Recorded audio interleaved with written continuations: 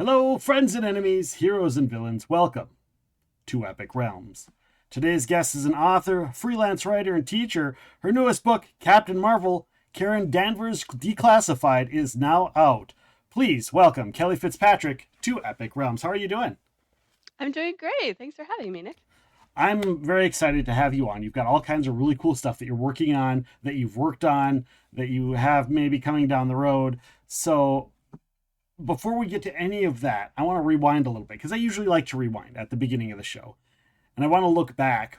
Was there a moment or a trigger in your youth or your childhood that you can pinpoint, and that like, hey, this is where I kind of became fan of, in engrossed in geek culture? Oh gosh, I think it was watching Star Trek Voyager with both of my parents when I was a little kid. So it was on, television at the time, and getting to watch. I think Next Gen was on also at the time, and the idea that humans could be out exploring the galaxy peacefully, coexisting with each other, supporting each other, and just kind of exploring to see what's out there and really reaching the limits of human curiosity was like so inspiring to me. And I also like my dad is an avid sci-fi reader, and so I got my hands on like Robert Heinlein books and Ray Bradbury books and Ursula K. Le Guin really early. I think I was in, I don't know, elementary or middle school when he gave me his college literature book, and I read, The Ones Who Walk Away from Omelas. And Yeah. so I just was exposed to it very early and was captivated and inspired by the way that it could imagine future possibilities for humanity. Yeah. You mentioned Ursula K. Le Guin in our emails back and forth. I saw your Ursula K. Le Guin quote down at the bottom, and Ursula K. Le Guin is where I trigger mine back to. My geek Cool. everything started with the Wizard of Earthsea. I picked it up and I was like, "This is so cool!" And now we're here. This show wouldn't be around probably if it weren't for her. So, yeah, you mentioned Ursula K. Le Guin. What an amazing writer and author, and just someone that everybody can look up to in Absolutely. the world of everything and everything that she's done, whether it's writing or just as a human being. Very, very awesome. Yeah, she's one of those unique writers who really like nailed it with her actual content, like especially her world building, I think is Yeah. incredible. And her character development. I think The Dispossessed is one of my favorite novels of all time. And but she also like is a master of craft and could speak about craft and articulate it, and also just understands human societies and development, and has a lot of cultural criticism that I think is interesting. Yeah. And she can put it in ways that everyone can understand also. So if she's writing a young adult book, she makes it make sense. If she's writing an adult book, if she's writing anything for anyone, you understand exactly what it is. When you were growing up, which was, you said Star Trek was a big one coming up. Was there any other things that like you kind of got into right away, like as far as comic books or tabletop RPGs or board games or anything like that as well? Yeah, we definitely played board games as a family, and then also with friends. And so I think Battleship was one of my favorite games. But any games that involve like strategy and planning several moves ahead. My dad is also a machinist, and so he like handmade these chess pieces out of metal that were really cool. And so I learned how to play chess really early. I'm not very good at it, but but it is fun. It's fun, right? Um, Yeah, I'm the same way. I'm horrible at chess, but I enjoy playing it. Yeah, yeah. And then I think the film world also, watching movies as a family was something really important to us. And so, like I got introduced to Marvel through the MCU, and that connection came first, and then went to the comics, Yeah. and was really fascinated by that graphic genre. Okay. When did you start to realize, hey, I wanna write things? Oh gosh. Very early. I think there is a poem that I wrote somewhere, supposedly when I was 3.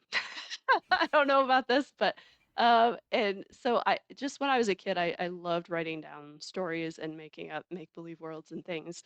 I sort of started creative writing in earnest as a profession when I was a high school teacher Okay. in Beaverton, Michigan, and I was inspired by National Novel Writing Month. I thought it was a cool idea, and had sort of kind of started messing around with a novel idea that I had, and decided to start a creative writing club with my high school students, and they were super geeked about it. And so we met after school, and that just like snowballed into this really awesome club, and it was a really awesome thing in my life too. And so then I started kind of like writing, I'm gonna say like for reals, Right. and looking into like publishing and that sort of thing. And then in 2016, CBS they revived the Strange New Worlds contest for the 50th anniversary of Star Trek. Yeah. So they were soliciting short stories written within the Star Trek universe. And by that time, I'd been, writing for a couple of years, and I was like, I don't know, I could write a short story. Right. And so I did, and I won. And so that pulled me into the world of media tie-in writing, which is like writing for the owners of the IP.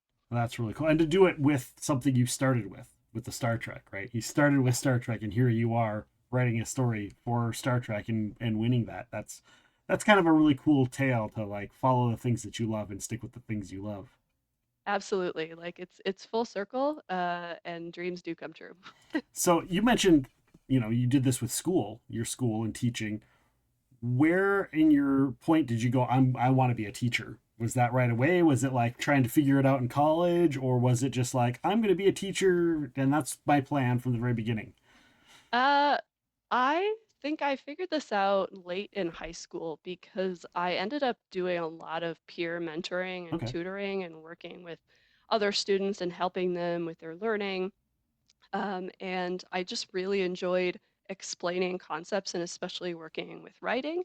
And so I thought, this is something that feels fulfilling and meaningful. And so that's what I decided to go do my degree, and I got my teaching degree. And um, yeah, it was, I wouldn't, I can say that like teaching high school is one of the most fulfilling things you can spend your time doing because you know you're making a difference every single second you're doing it. Like, no Yeah. matter how hard or stressful it gets at times, like, you know that you are impacting other people, in a way that matters.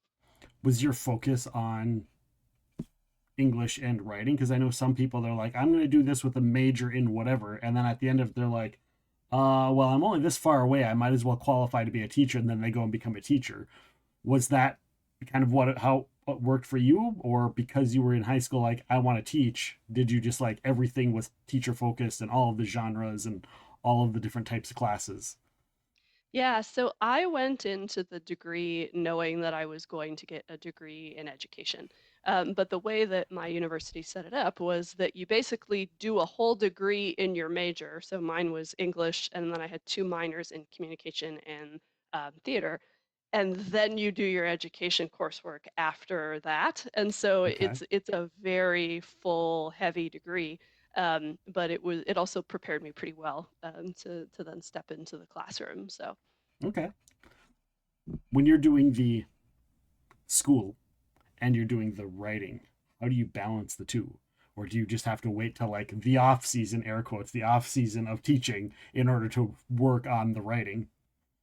Yeah, so this was a challenge. So for the 8 years that I taught high school full time, I was writing after school and on the weekends, and just fitting it in. And a K-12 teacher's work comes home with them. Like you're taking grading home, also you're Right. doing lesson plans on your lunch, you're doing whatever.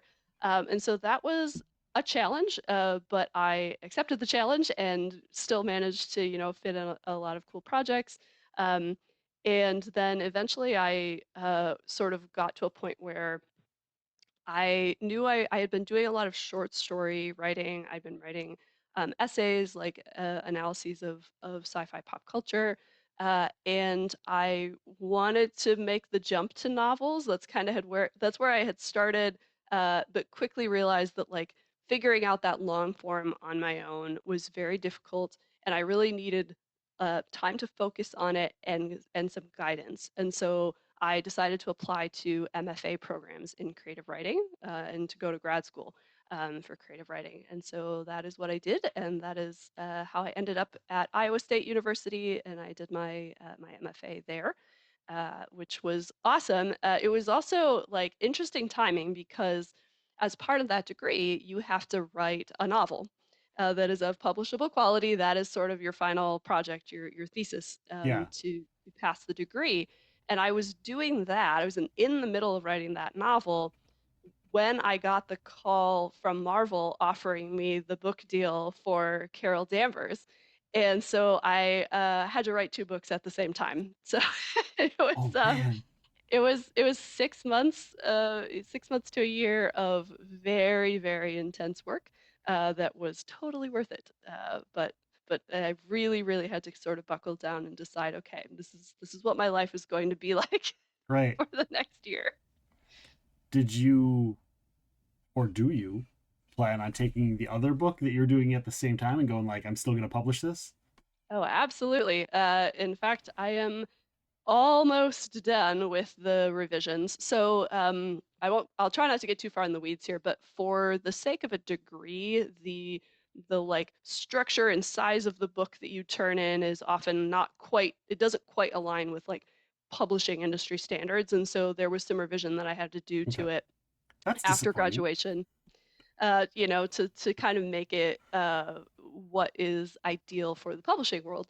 And so I am like a hair's width away from being done with that process. And then the next process will be to get an agent and have them then hopefully sell my sci-fi novel and then write the next one.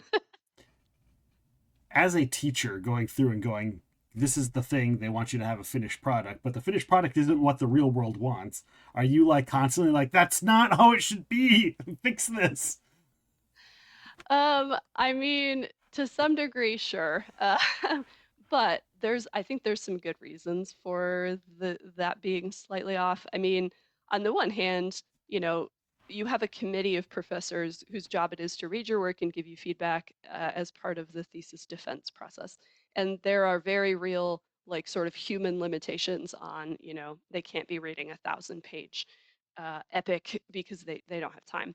Right. On the other hand, like I also had constraints because I was writing a second book, and so it made sense for me to sort of write a shorter version of this thing and then to make it into kind of the longer thing Okay. after I had the diploma in hand. So, yeah, I think there is a method to the madness. Okay. And I want to get back to the Carol Danvers book, but look back for me where so you did a you did a tabletop RPG book. How does that come in? Because that's, obviously, again, Star Trek, another Star Trek connection. Where does that come in? Do they just like, hey, can you come up with stats for monsters and stuff, or tell me about that? So that was a connection through Star Trek. So I had written Star Trek fiction, and then the Star Trek Adventures tabletop role-playing game from Modiphius Entertainment came out very shortly after my first Star Trek fiction piece. And some of my friends in the Star Trek writing world were writing for that, and I wasn't super versed in tabletop RPGs. I was Okay. familiar with them, but I wouldn't have called myself a tabletop gamer at that point in time. But um, like I could write Star Trek stories, and so I was interested in looking into that process. And then the pandemic came around, and I ended up becoming a tabletop RPG player because that was one of the things that we could do, during that time. And was by that time I was writing for the game, and so it was this very interesting co-evolution of like falling in love with RPG as a collaborative storytelling uh, process and an opportunity to make story with other people at a table in real time, and sort of learning the ins and outs of the genre from a writing perspective, because writing for an RPG is a little different than writing a fiction It story. is. You, for one thing, you don't know who the main characters are. They have to just have a role in the story, but you don't necessarily know who your protagonists are. And you're also not necessarily telling a story. You are providing the building blocks for other people to pick up and tell their own story. And so that was a very interesting sort of uh, craft turn for me to investigate and learn how to do. But I absolutely loved it, and I loved working with Jim Johnson as the line editor for STA, and he's great to work with. And had a blast doing that, and have got to work on several of those game books and projects over the years.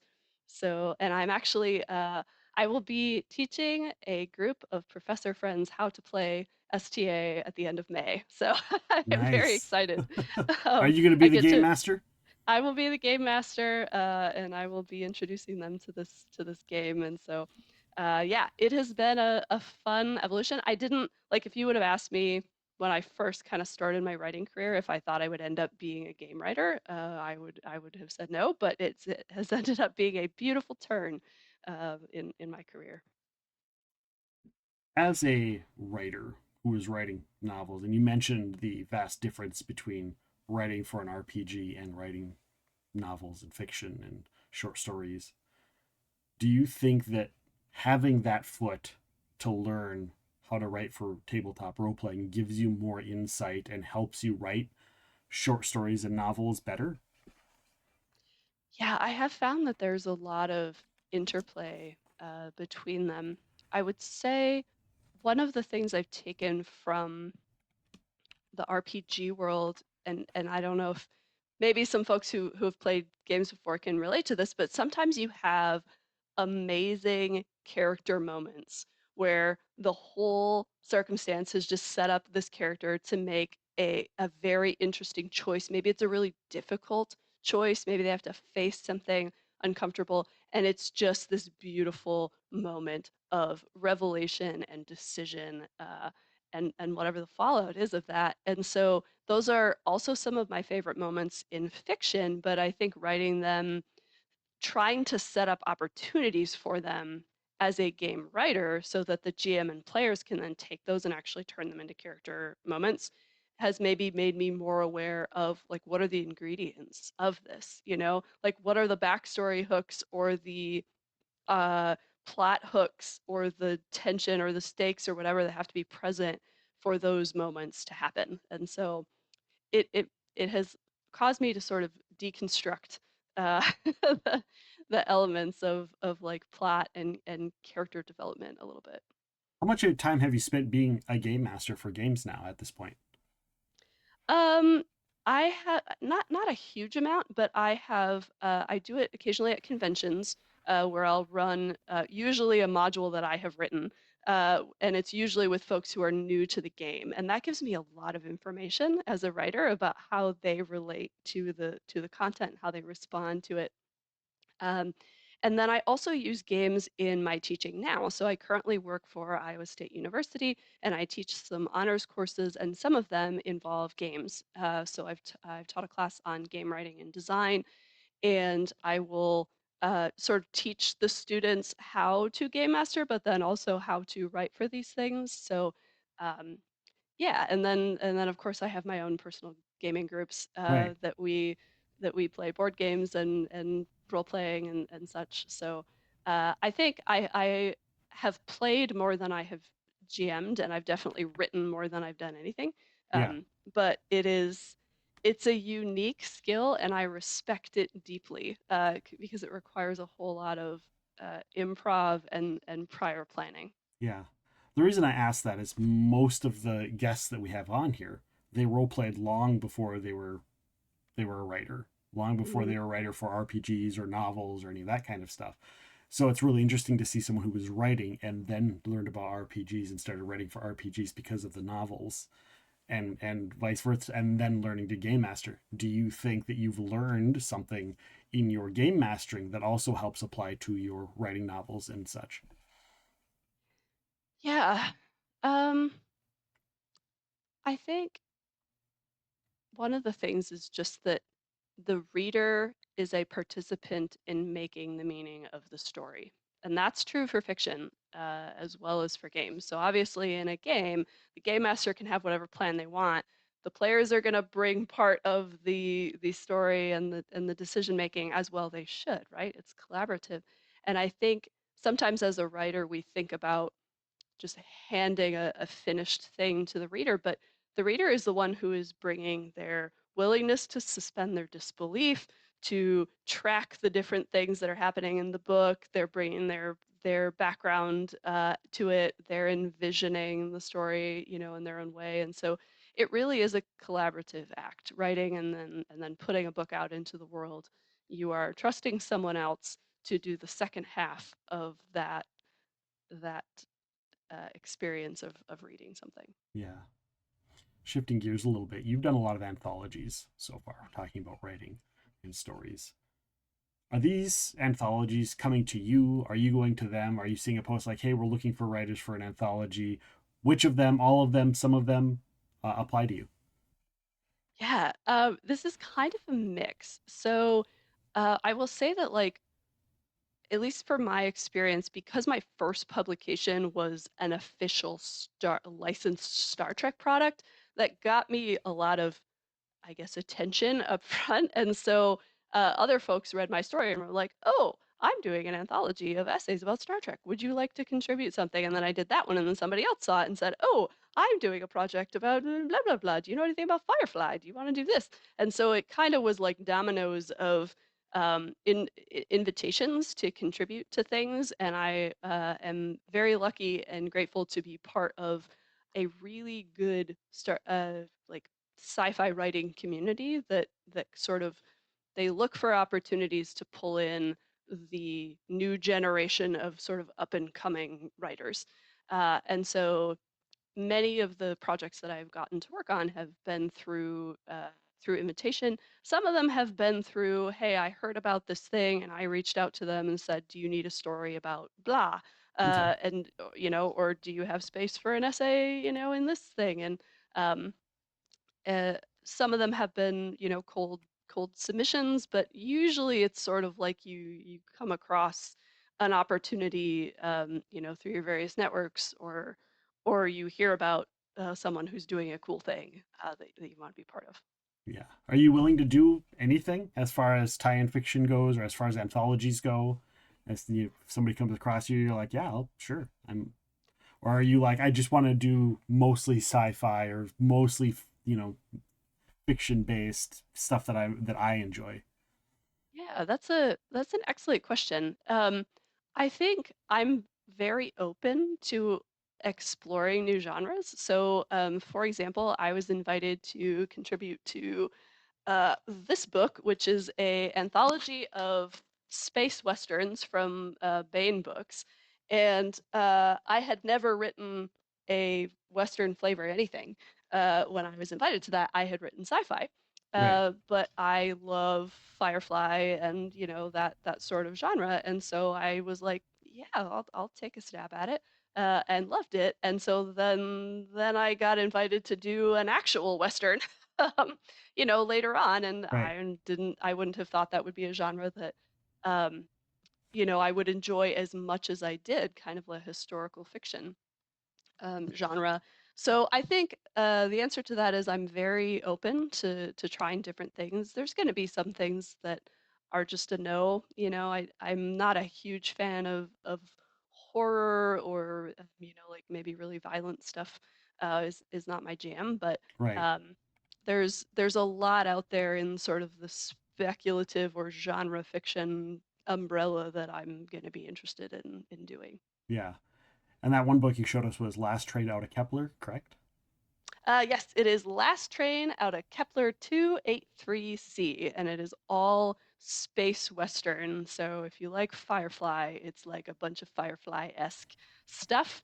And my story in that is about bot wranglers. So they have to hunt down malfunctioning robots, and in this story, they have to hunt down a malfunctioning space tractor, which, as someone who grew up on a farm, I really wanted to write a story about a about a About space Space tractor. Tractor. uh, do you have a love for westerns? Because you mentioned that's a space western, and then of course you've got the other one that you showed us there, which is a regular western. What do you have a special love for westerns, just of yourself? So my dad is a huge Western fan. I know I keep mentioning him, but Yeah. his love for these genres influenced me a lot when I was a kid. So he loves like the John Wayne movies and things, Okay. and we've watched a lot of those together. I think, you know, there are a lot of problematic aspects with that genre that historically have sometimes been navigated fine and sometimes not.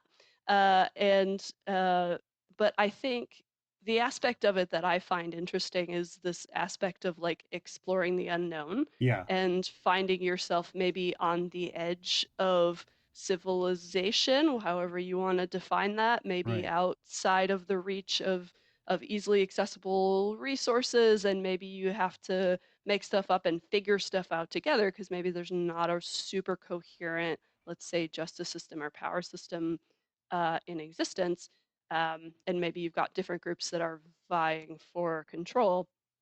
And that I think makes for interesting storytelling.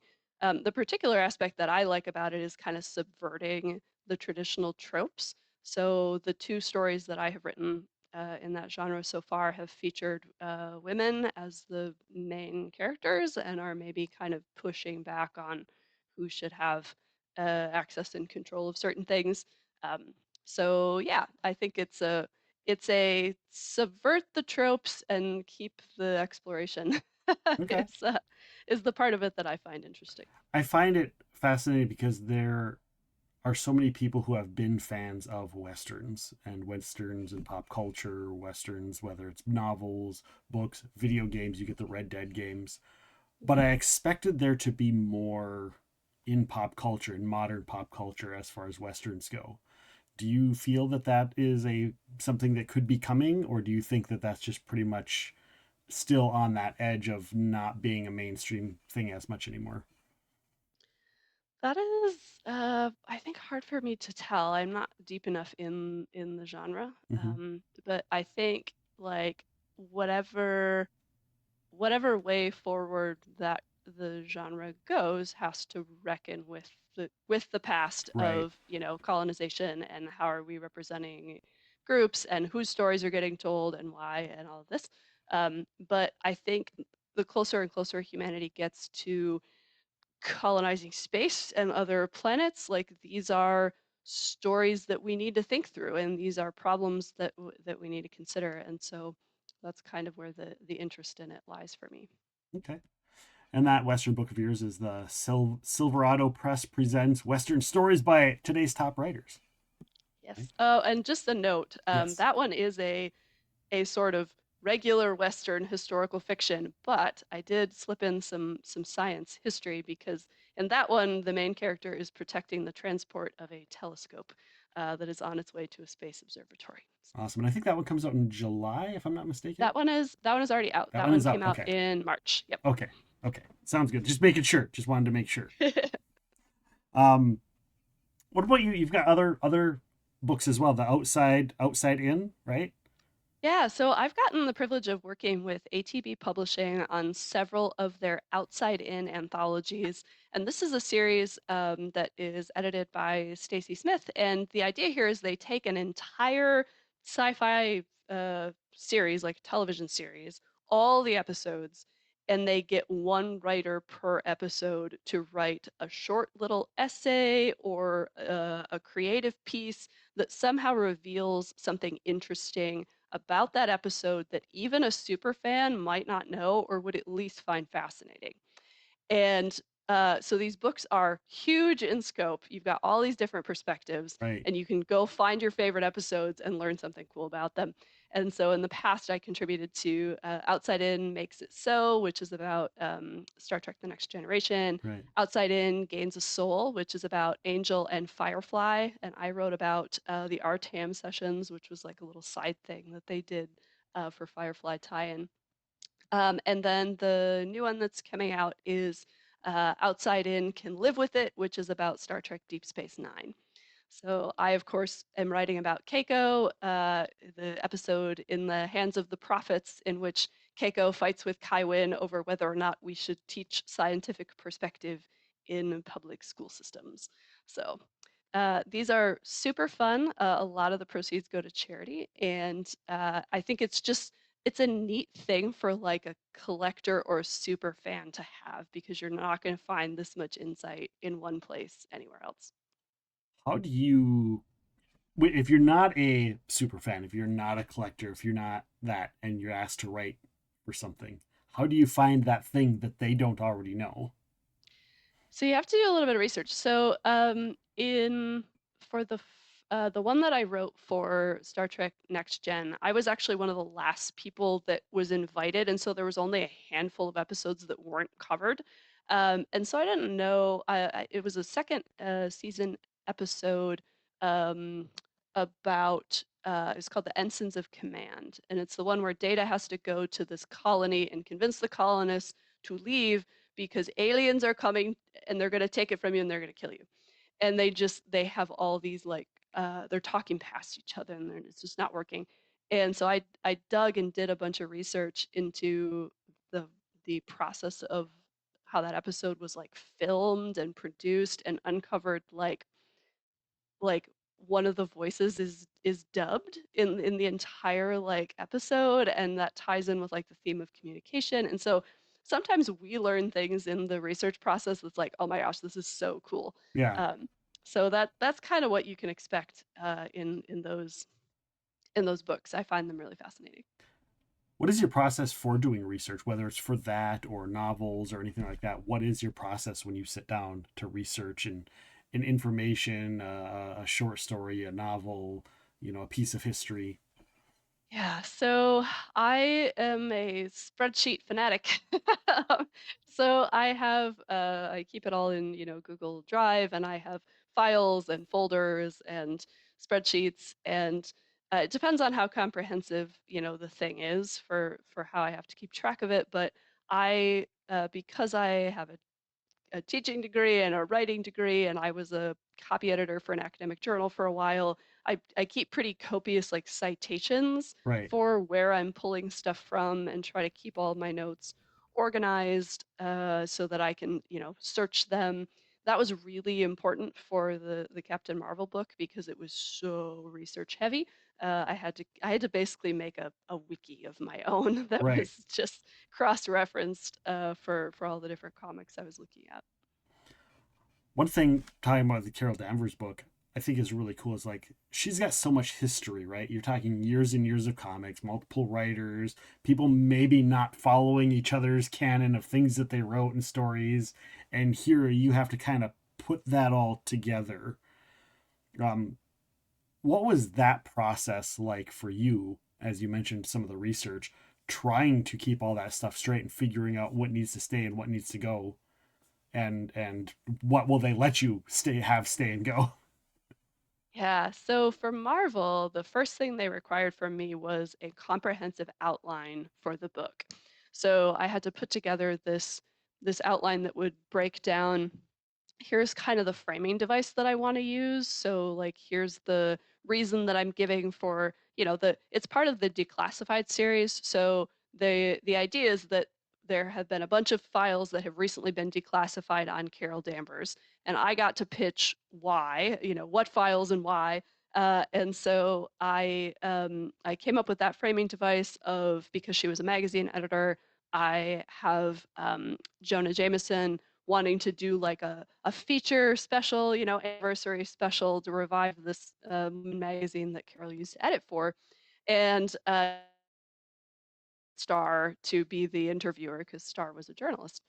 And so that's kind of the framing device. And then, but Marvel also wanted, like, give us the list of the primary adversaries that we're going to be talking about in the book, like who are the people that Carol, clashes with the most and comes up against, who are her allies, who are the sort of friendships and relationships that are going to be featured in the book.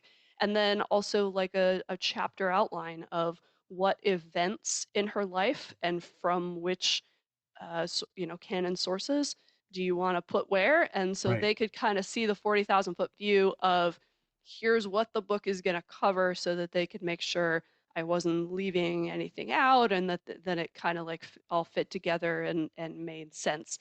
But you are correct that together, what, almost 60 years of content is difficult because the character kind of went in many, many different directions. And so part of my assignment was find the through line, find the coherent personality of, who is Carol Danvers, that can be kind of threaded through this.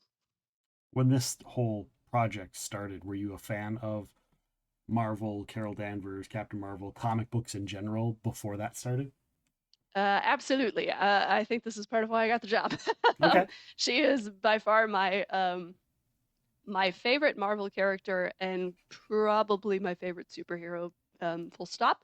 For a lot of reasons, I love her tenacity. She's got such an interesting backstory. She worked for NASA. She was an Air Force pilot. She's led a bunch of teams. She was a magazine editor. So she's just like had a lot of cool jobs. But she also sort of just like from a meta perspective, she started as a side character in the original Captain Marvel series, and then sort of was promoted to having her own series, and headlined that, and then has of course gone on to become a major part of the Avengers and the Ultimates, and she was with the X-Men for a while. Um, and so, yeah, I was thrilled to get to write about, one of my favorite characters.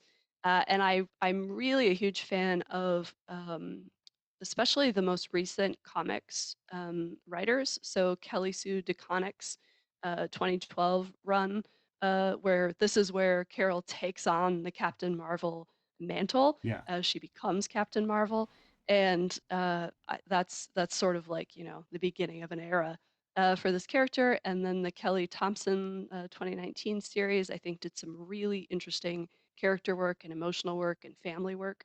And then the Life of Carol Danvers sort of mini series, I absolutely love that series. That kind of goes back into her early life. And so yeah, I'm definitely a fan, and had fun tracking down all the little bits of Right. of interesting lore that belong in the book. And of course, I couldn't include all of them, but I tried to fit in as much as I could.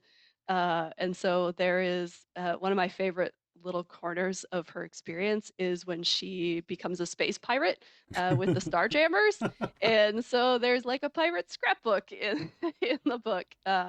And that's it was a very fun assignment. I love the way that it's kind of formatted as it's, the declassified stuff and trying to put that in a narrative storyline. How much, because obviously it's part of a series, how much of it was, okay, I've got to follow the way that this whole series go, and how much of it is like, well, can I do it this way instead? Yeah, so they really empowered me to build on what the previous authors had done in the series, but take it in a new direction that felt right for Carol's story in particular. So they of course they called them media pieces, and these are like the Avengers mission reports or the flight logs or her journal entries or the little YouTube video or whatever these sort of files are that actually show up in the book. We wanted those, but and some of them are kind of common across many of the books. So you're gonna have newspaper front pages. You're gonna have shield, files on villains or whatever. But some of them were new to the book. So, like Carol's flight logs as an Air Force pilot were new, um, and some of the other, oh, I don't remember now what the other one was. We came up with, oh, like there was like some like messaging back and forth between the Avengers. We were able to come up with. There were a couple of new formats that we designed that specifically fit. Oh, there's a NASA proposal for a science project in there that I had to put one of those in. So it was fun. Like they let me sort of innovate a little bit in how those would be portrayed, and we wanted them to really fit her character. What were your thoughts on when the movie came out and when Brie Larson was cast as that, did you have initial thoughts, and did your thoughts change when you saw it when it actually came out? Yeah, I think Brie Larson does a great job at capturing Captain Marvel's power and her sort of no nonsense attitude. Yeah, So anyone who's read the comics knows that Carol doesn't stick around and listen to anybody like just yammering on. Like she just does her thing and gets out, right? Um, and so I think the character really, really captures that and that sort of just spirit. So the higher, further, faster totally fits Carol's personality. Um, there is, they made some interesting tweaks to the plot and her backstory in particular in the films, which is cool. That's one of the things you get to do when you're interpreting media right. or interpreting content for a different medium. And so, in the books, Carol is half human, half Kree, and is raised on Earth. And later finds out she's part Kree. And in the film, she was raised on an alien world, on Hala, and then finds out. Yeah, yeah. So so it's a little bit of a reversal, but an interesting one, I think. I really liked the casting of her. I was a big fan of hers. I loved a lot of stuff that she did beforehand, particularly the Scott Pilgrim versus the World. She was really awesome in, but so many things that she's been a part of. So when they cast her, I was like, yeah, I can get behind this. That's going to be awesome. Yeah, overall, I've been really thrilled. And I'm also kind of one of these people who's like, it's an interpretation. Like it's a film is supposed to be. They're different art forms. And so I enjoy, as someone who has now adapted comics for, novels and who's adapted TV for games, like it is an interesting kind of translation that happens when you do that. Yeah. All right. So you have the two books coming out in July. I don't think we talked about both of them. We talked about the Outside In, but we didn't talk about the Twisting Turning Time Shift one. Yeah, so this is an alternate history anthology of short stories that is from Blue Tricks Books. And the idea for this anthology is to write a story in which there's one change in history that results in a better outcome for women's rights or women's status in society. And this is very much up my alley and the sort of thing that I like writing. And so I pitched a story to write about Henrietta Swan Leavitt, who is an astronomer who discovered the period luminosity relationship of Cepheid variable stars. Basically, she figured out a way to tell the distance to like far away galaxies, which allowed us to know how big the universe is. Okay. But she didn't get a lot of the credit that she probably deserved. And so in my story, she gets the Nobel Prize and starts a scholarship, which changes some things down the road. And it was extremely fun to research and write about. And the illustrations in that book are incredible. They hired I think her name is Kathleen Hardy, if I'm not mistaken, as the illustrator, and yeah, out of this world illustrations. So I'm very excited to see that one's coming out in July. Yeah, and it was on Kickstarter. It Yep, funded, but they still have you can still back it in the after it's over, continue yep, backing it sort of thing. So correct. people can go and check that out. Just Twisting Turning Time Shifts Heritage of Volume 2, Heritage being HER is all capitalized. So which is fun, fun, fun, fun. um I'm completely just brain farting here. You you got both of those coming out in July, and Uh-huh. you're going to be at Origins Game Fair, correct? Yes, so in June in Columbus, Ohio, the Origins Game Fair occurs, and it is several days of gaming and panels and awesomeness. And then they also have something called the Authors Alcove, which is a little area of the exhibit hall where all of us authors get to set up a table, sell books, talk to fans. It is an absolute blast. And so I will be there selling all of my books, including Captain Marvel. And it's a great opportunity to meet people. Awesome. You're going to be at the Shore Leave convention in Lancaster, Pennsylvania as well?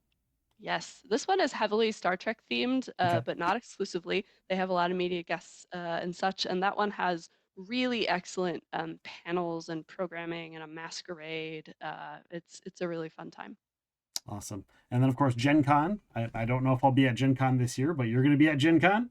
I will be at Gen Con and I will be part of the Writers Symposium. So that is a section of programming that is heavily focused on writing and writing craft and how to do the business.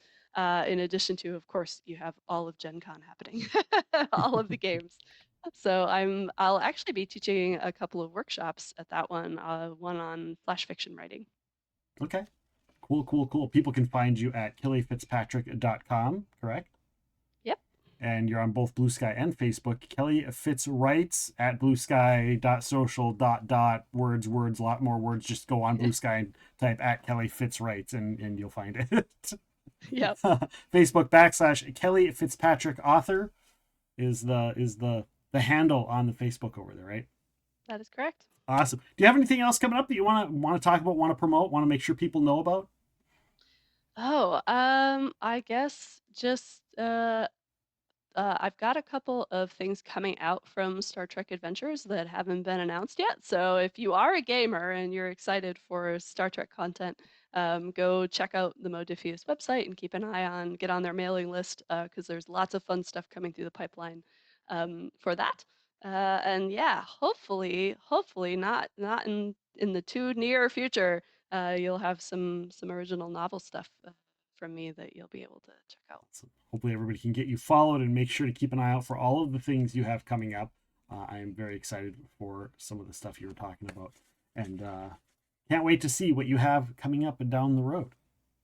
Awesome. Thank you very much. Everybody listening to the show, coming up, we're going to be joined by Paul Vecchiet. He's an author and a UFO experiencer. He's formerly an engineer officer for the Air Force. He takes what he has seen in real life and learned, and he's putting them into fiction.